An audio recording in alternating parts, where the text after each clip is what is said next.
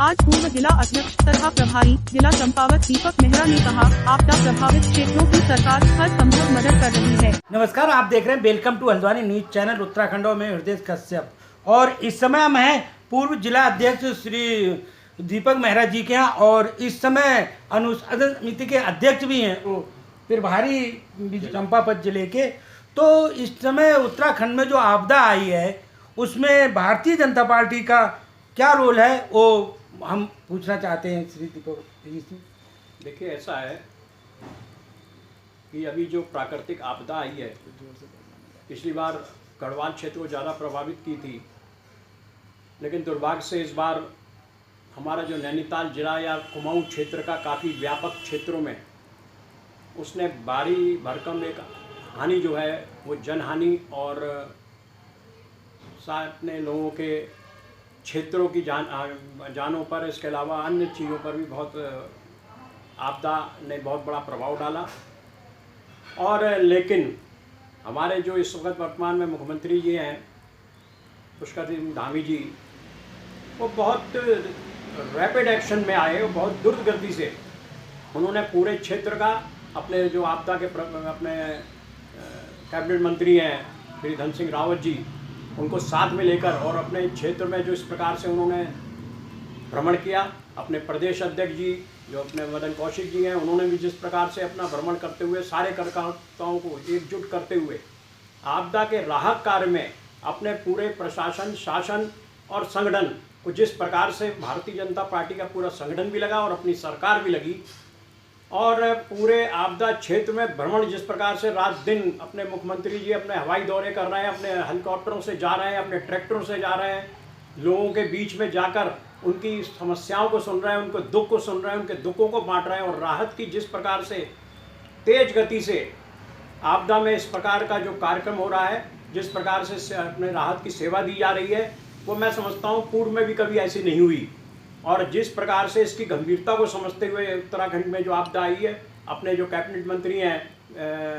गृह मंत्री आदरणीय शाह जी, किस प्रकार से उन्होंने वहाँ पर तुरंत हवाई दौरा किया और साथ में अपने क्षेत्र के जितने भी लोग अपने सरकार के प्रशासन और शासन को एकजुट करते हुए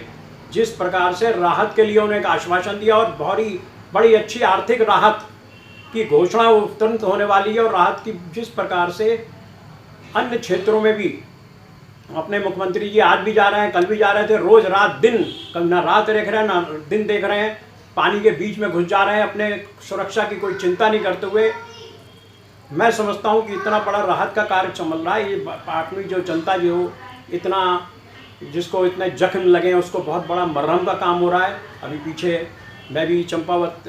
जिले का प्रभारी भी हूँ, मैंने भी अभी आपदा क्षेत्रों का दौरा किया, और जिस प्रकार से वहाँ पर भी राहत की जो है हमारे वहाँ के विधायक लोग वगैरह सब मुख्यमंत्री के पीछे खड़े होकर एकजुट होकर जिस प्रकार से राहत के चेक बांट रहे हैं, राहत की सामग्रियाँ पहुँच रही हैं, और आने वाले समय में जिस प्रकार से राहत की सामग्रियाँ पहुँचाकर और राहत के लिए तुरंत मरम्मत के कार्य, रास्ते खोलने के कार्य हो रहे हैं। ऐसा भूतपूर्व इतना एक बड़ा उदाहरण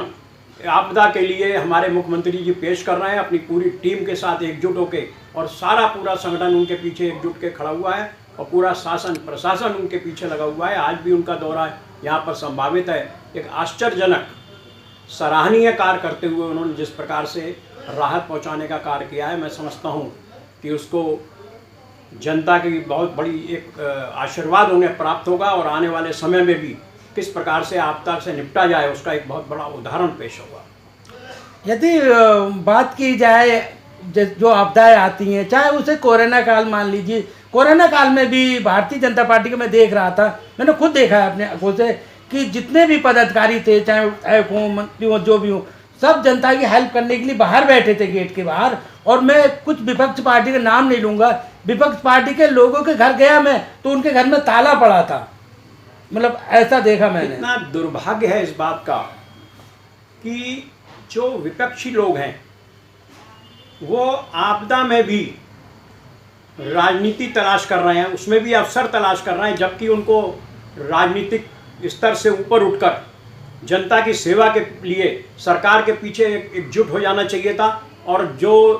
जिस प्रकार की राहत की योजनाएं बन रही हैं, जिस प्रकार की राहत पहुंचाने का एक चाहे वो कोरोना काल रहा हो, चाहे वो आपदा जो प्राकृतिक इस समय उसका रहा हो, उनको भी हम लोगों के साथ एकजुट होकर, अपनी सरकार के साथ जो एकजुट होकर जनता की सेवा में लग जाना चाहिए था। वो उसमें भी राजनीतिक अवसर तलाशते हुए, और वो विपक्ष और मतलब सकारात्मक राजनीति करने का शायद उनका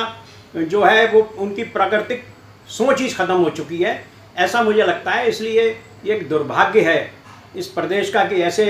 विपक्ष के लोग इस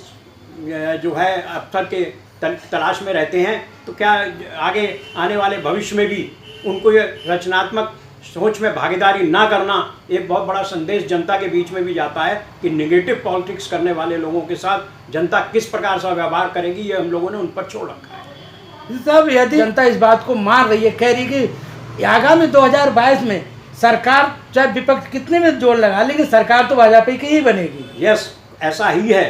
क्योंकि जिस प्रकार से भारतीय जनता पार्टी पूरे देश हित में, समाज हित में, प्रदेश हित में, जनता के हित में जिस प्रकार से कार्य करने की योजनाएं बना रही है, जिस प्रकार से देश और प्रदेश पूरे एकजुट होकर एक मॉडल के रूप में इस उत्तराखंड को प्रस्तुत करने के लिए प्रयासरत है, मैं समझता हूं आने वाले इस वक्त में भी भारतीय जनता पार्टी ही निरंतर इस क्षेत्रों का राज्य करते हुए और भारत जनता के हित में अपने काम करती रहेगी, देश और प्रदेश को आगे बढ़ाती रहेगी।